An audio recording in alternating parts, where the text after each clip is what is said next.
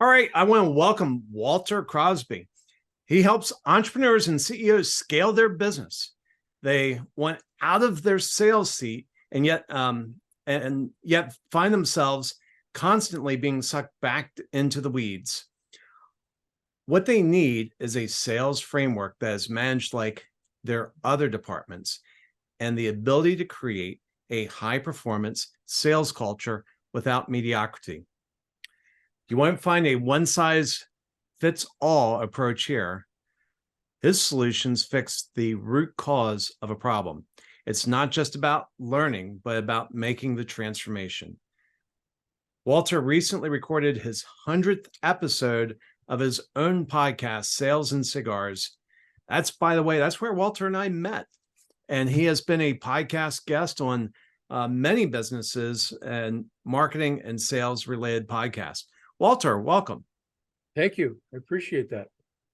You know, I really enjoyed being on your podcast, Sales and Cigars. I felt like I was breaking the rules because I showed up with a glass of wine.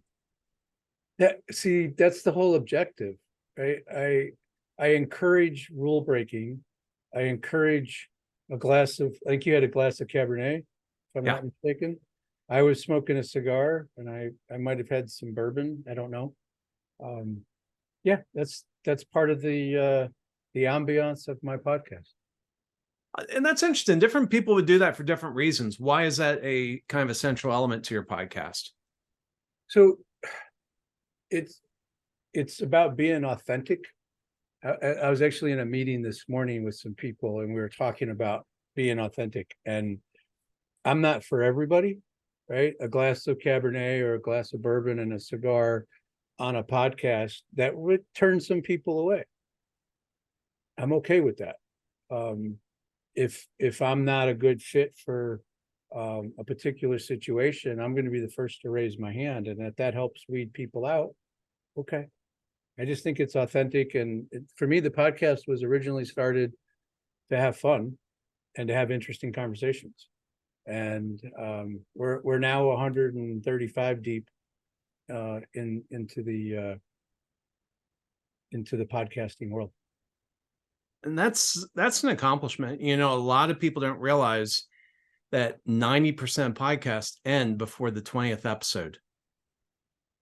Yeah, it's a lot more work than people realize to do it consistently. And like we talked before we started, like the way you prepare people to be a guest and the production value that you create, it takes a little bit of effort and resources.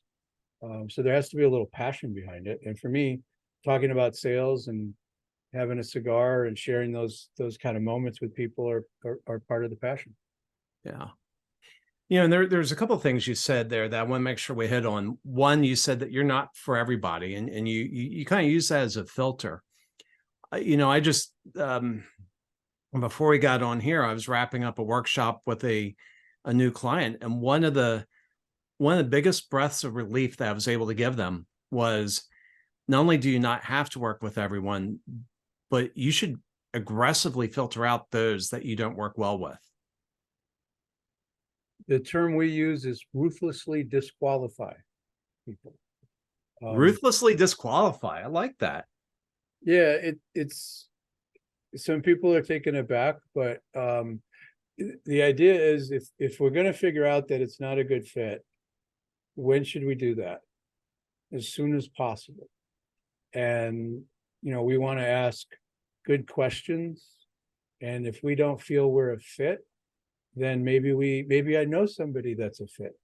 Maybe a particular, one of our clients might be hesitant because they have a number to hit for the month, right? And it's, I need to get there and I got to take everything in. Short-term, gain for a long-term problem. And I think if we're playing the long game, whether that's sales or running a company or leadership, it's all about doing the right thing for the right reasons. Yeah. It's that bad client is almost like that cocaine high. Yeah, it brings some money in, but it starts feeling bad pretty quickly. I mean, we've all done it. I think we took the opportunity because we thought we could change it, or because we thought we could really do something that we hadn't done before, or we could convince them to change their thinking. And the money was right. And I've done that a few times in my life at various points, and it never worked out the way I wanted it to, for anybody, which is a really bad scenario. Yeah. So we just try to avoid it. And I think, we bring people through like sort of an application process, and, we're somewhere in that 57 to 60% people that come through all the way. So it means we're, filtering out a good chunk of people because we don't think it's a good fit. And we hope that they understand it. We don't like just say, you suck, we're not going to work with you. It's more of like, we're just not the right fit for you. And sometimes we can refer somebody that we think might be a better fit. Well, and to me, that really seems central to a heart of service. I mean, it's leadership and it's service, recognizing there's some people you just won't serve well. That's exactly the way to look at it, I think, is that for one reason or the other, we're not going to be able to provide meet the expectation or provide the value or get what we need to get to. And you can usually tell this relatively quick. We like to poke around and confirm, but what we do, it's there has to be a change. There has to be a change in mindset. There has to be a change in approach in one way or the other, not necessarily 180 degrees, but there is a point where, there's a pivot, that there's some thinking that has to change and some minds that have to open. And if that's not within the cards, then let's not start. Yeah, and we've kind of danced around it a little bit. What is it you do for people? What's the typical problem you help somebody solve? Well, usually they see a symptom and we help them uncover what the underlying cause is. So they're frustrated with a lack of accountability. They're frustrated because their revenue forecast is inaccurate and unreliable.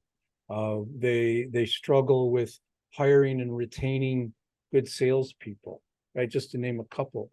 And what we do is those are symptoms of other problems that need to be addressed sort of up the food chain. And we sort of identify what those issues are and go about making those fundamental changes. And I think a differentiator for us is that, we're in the sales development and training space, and I'm somebody who doesn't think that sales training works the way it's commonly delivered. What I mean by that is it's often where people start. And I want to start from a place of understanding of where we are, what's our strengths and our weaknesses in some key areas. And then let's do some sales training if appropriate, and do sales training with the people that need it and with the people that are going to support it. I've seen sales training done where they leave out the sales manager and train a sales team. And like, how is that sales manager going to help them? Well, he'll figure it out. It's not how it works. So it's really about helping people raise the bar with the sales organization, the sales team, and start to think about it differently. And what sort of businesses do you tend to work with? I sort of gravitate to probably two areas. People that are in the construction space, they're selling into some sort of construction model, or that they're manufacturing or distributing a widget, a generic term for a product. And these are areas that are mostly commoditized. And they struggle to differentiate themselves. And what we do is help them sort of uncover that, unpack that, and then go about positioning themselves as a premium product, and which goes back to what we started talking about, right? Where if you're selling a premium product at a premium price, why would you sell it with the cheapest price possible? It's sort of counterintuitive, but everybody wants the race to the bottom. I don't think we can be uncompetitive, but I've never been the lowest pricing model when I sold into the construction space. And it was a highly commoditized world. We just differentiated ourselves better and gave people a reason to choose us. Yeah. Well, and I mean, my heart, at least the folks we work with, we want them to be the highest priced in the market and for people to feel good about paying that. And you got to give them the reasons. You got to help them see that.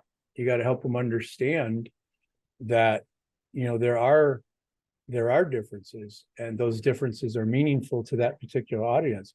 And it doesn't have to be, the difference doesn't have to be wildly significant.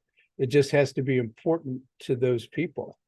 And you need to be able to articulate what those differences are. And, they're relatively small in terms of its size. I would tell people, 97% of what I do is exactly the same as these three competitors. So can we talk about the 3%?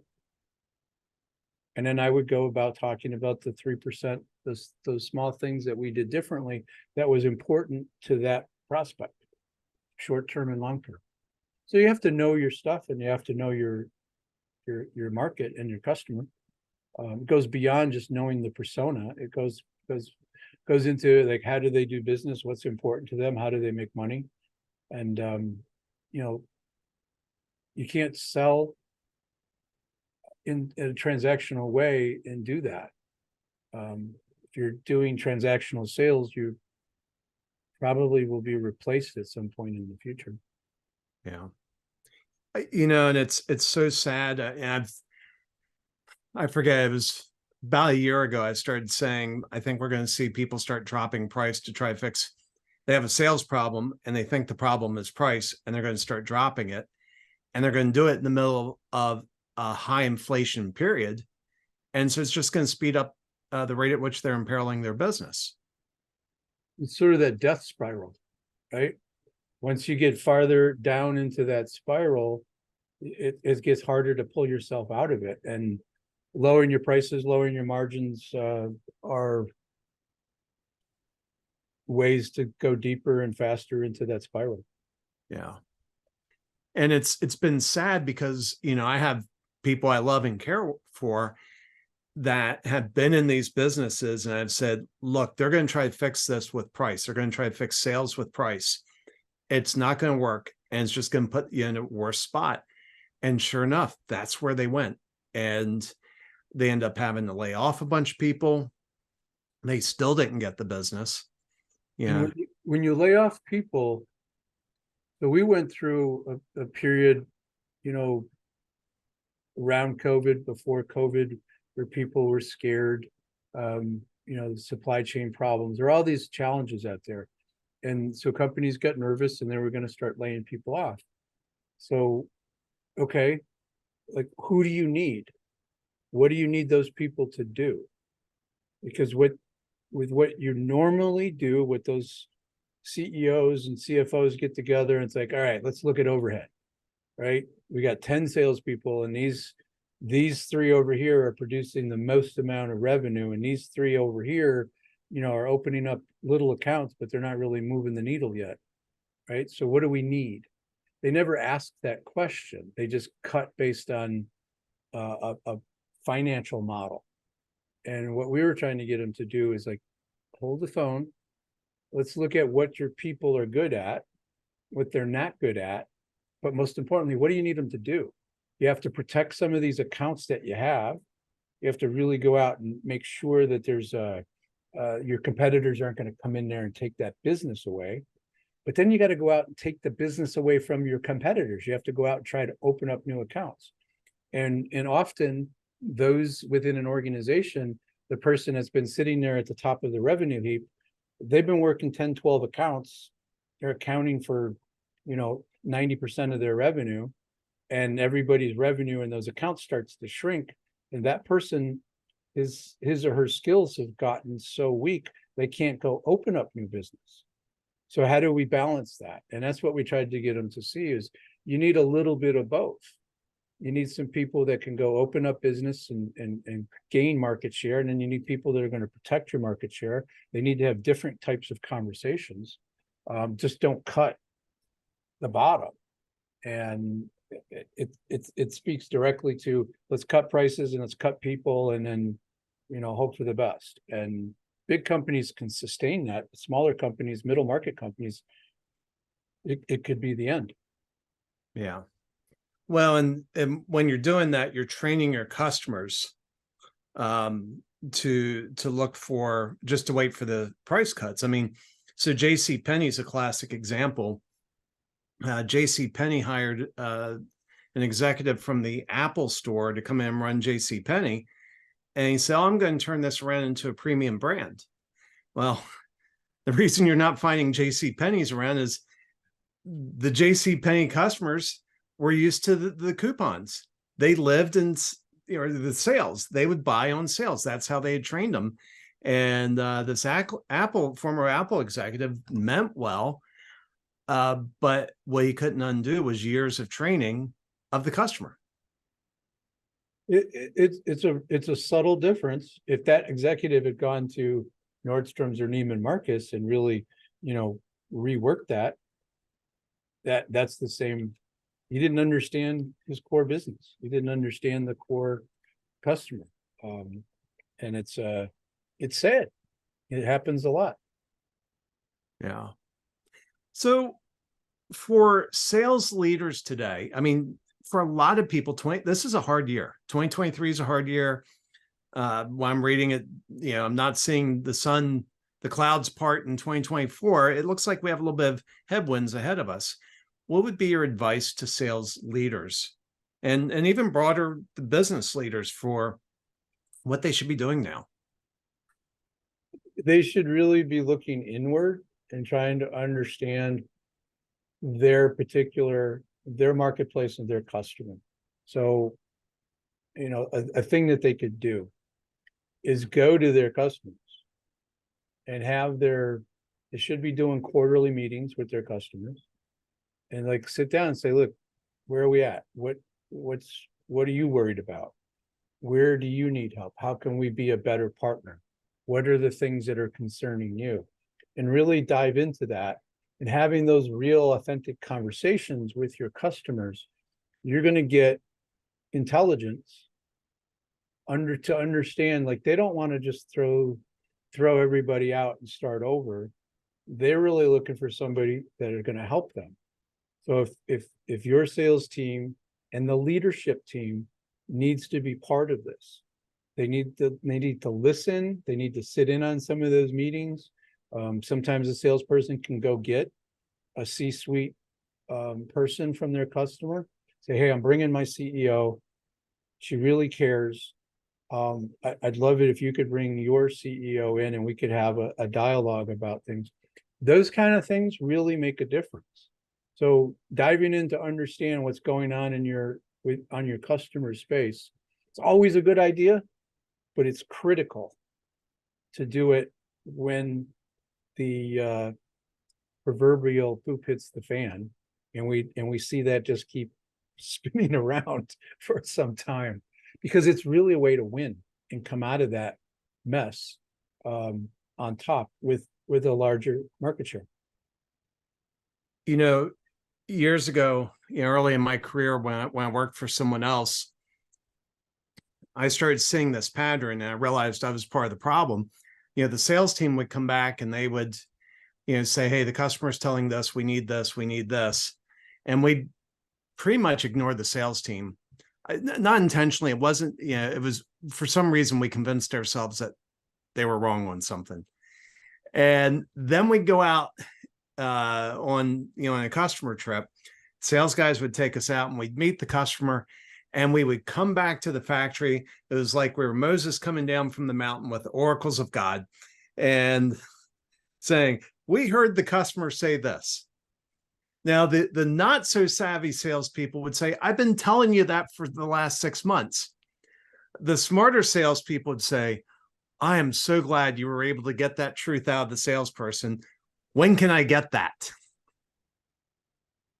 Yeah, well, I would argue the savvy salesperson would be, hey, my leadership team is coming out. We're going to do some sales calls together. All the stuff you've been telling me for the last 6 months, would you mind sharing that with them? I would prep them to give our team, because I experienced that in my career, right? That I'd come back to the leadership team and the R&D guys and like, hey, here's what I'm hearing. They're like, you don't know what you're talking about. Okay, all right.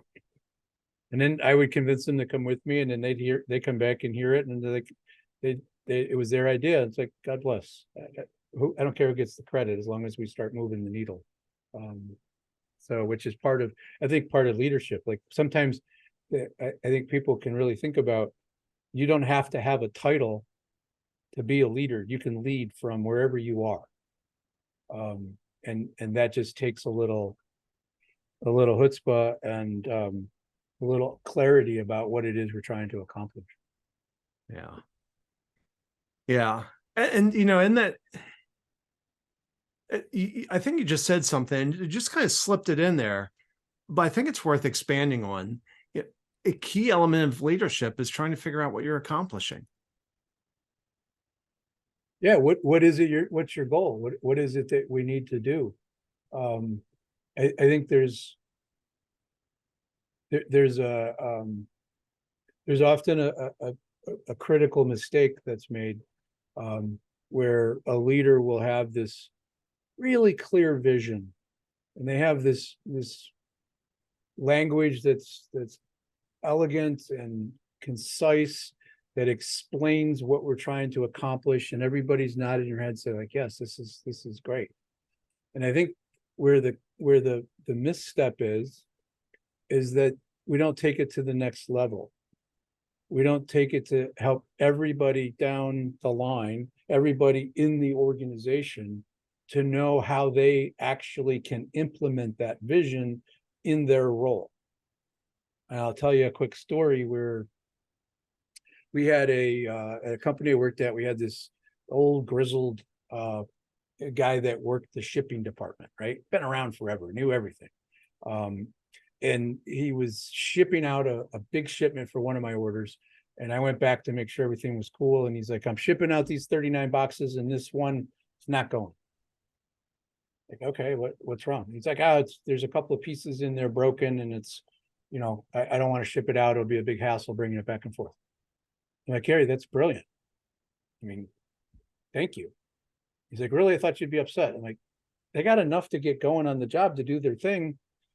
I'll just let them know. And I let the customer know. They were blown away. The next time they came into the building, they brought some swag for our guy on the dock to say thank you.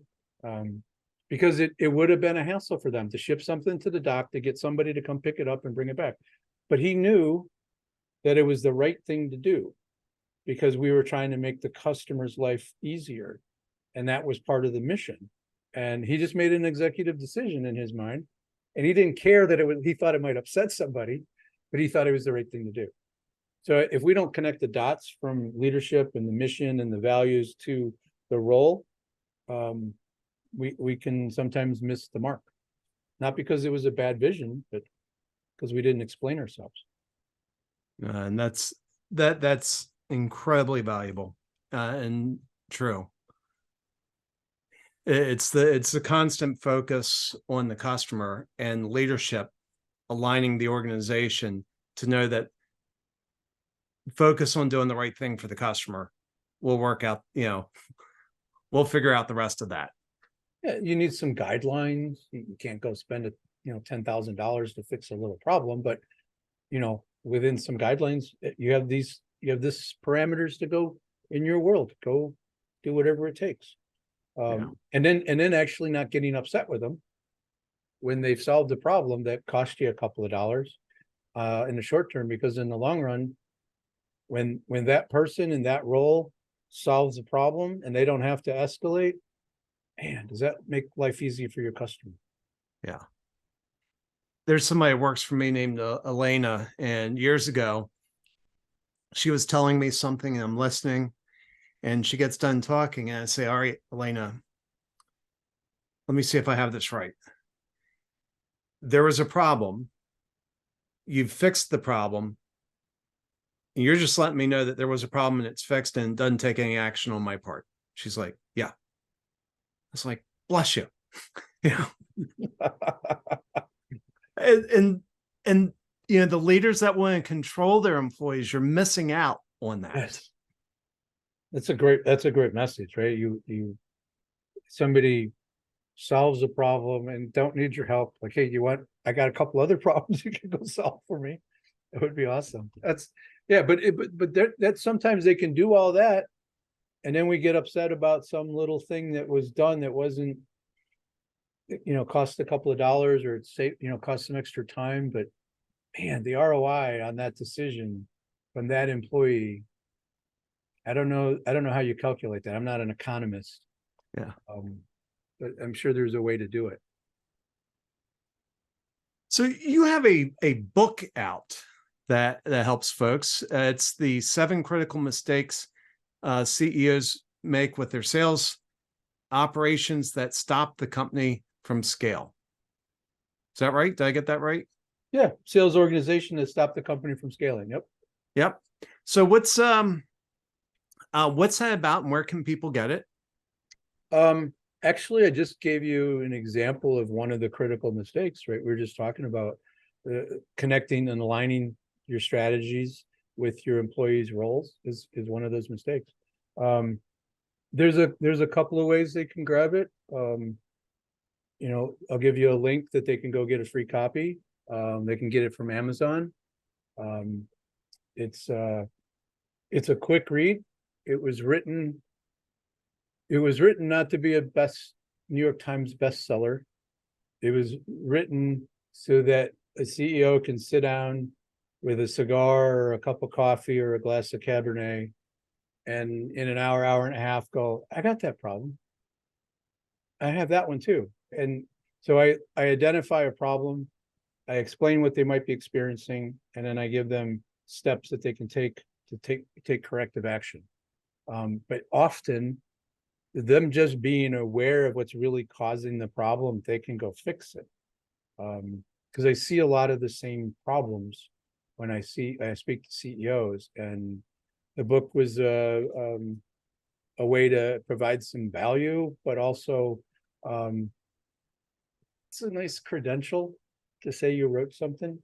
Got it out of my system. I don't think I need to do it again. As you know, it's hard to do. Yeah. Yeah, I decided to go off and write 2 books as my first book. So but yeah, no, that's good. And then next month you're holding a 5-day challenge. What's that challenge do?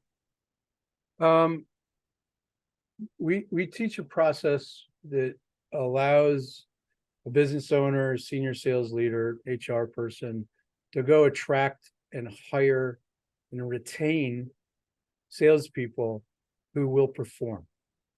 And again, it's very, very much like what we talked about earlier about ruthlessly disqualifying people and being really clear about who we want and what that role is. So the challenge is 5 days, 1 hour a day, where I just give them everything they need: templates, scripts, examples of how to change their mindset, how to write an ad, how to onboard somebody. Because you could do a great job finding the right person and then stick them in a cubicle and tell them to read 3 books, like happened to me.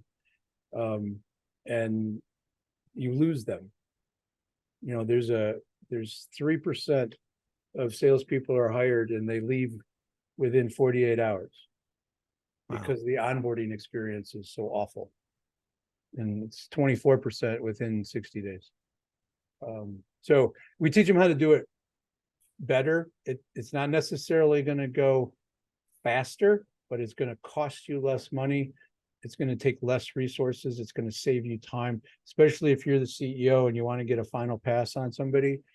You won't be talking to people that aren't qualified. You'll be talking to people that you're going to have to make choices about. Well, we will include the link to that in the show notes. Your company is Helix Sales Development. How do people reach you? They can check me out on helixsalesdevelopment.com. Probably the easiest thing is to find me on LinkedIn. Walter L. Crosby. It's pretty straightforward. They can find Helix on LinkedIn.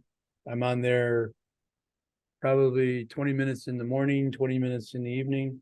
I'm around.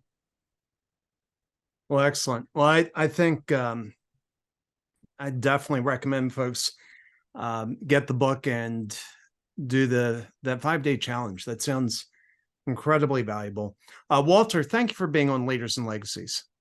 Appreciate the invitation, Craig. Thank you.